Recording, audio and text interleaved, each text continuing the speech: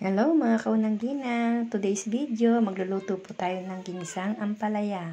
Na ang lahok lang po natin ay bawang, sibuyas, kamatis. Atin po lagyan ng olive oil ang ating kawali. Tayo po ay magluluto na ng ating masarap na ampalaya. Siyempre po, una sa lahat ay laging bawang, sibuyas at kamatis. Ayan po. Lulutuin lang po natin siya ng kaunti.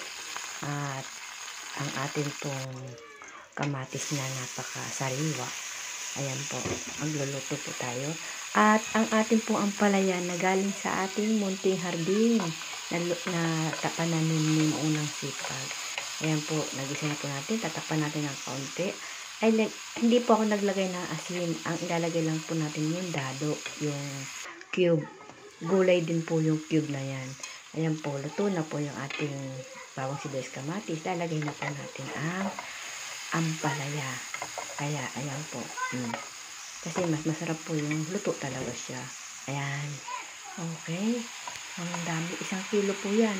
Lampas pa po ng 1 kilo yan kasi marami po kaming kakain. Kaya, ayan po. Kailangan parang puno yung ating kawali. Ang lagay po natin ng konting paminta. Pero hindi po ako naglagay ng asin. Tama na po yung 1 cube na vegetable cube. Tsaka 2 itlog. Hindi po ako naglagay ng karne niya, kundi itlog lang. Kasi mas malinamnam ang ampalaya kapag walang karne. Kasi kapag may karne siya, lasang yung hindi mo ma-enjoy kainin yung ampalaya. Ayan po, malapit na po siyang maluto. Konting halo-halo. Kasi po may kasabihan nga na wag hahaluin mabuti ang ampalaya kasi baka pumait. Kaya, ayan po, ganyan lang. Tapos takpan ko ng kaunti. Maya-maya, luto na yan. Yan, luto na po ang ating ampalaya, ang ginisa. Yan na po, atin po siyang isasalin sa pinggan na kaunti para atin na po siyang matikman ang ating finished product na ampalaya. Salamat po sa lahat ng mga nanonood na aking video. Likes and share po at pa-follow na rin po sa aking Facebook account at sa aking YouTube channel na Unang Ginang at siyempre sa aking mga reels. Salamat po. God bless po sa inyo lahat. Ayan po ang ating mga patikiman na ampalaya. At satisfied po ako. Masarap po ang pagkakaluto. Kaya papatikimin ko po ang aking totoy bibong apo.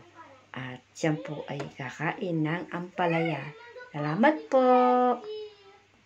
This is my finished product na ampalaya.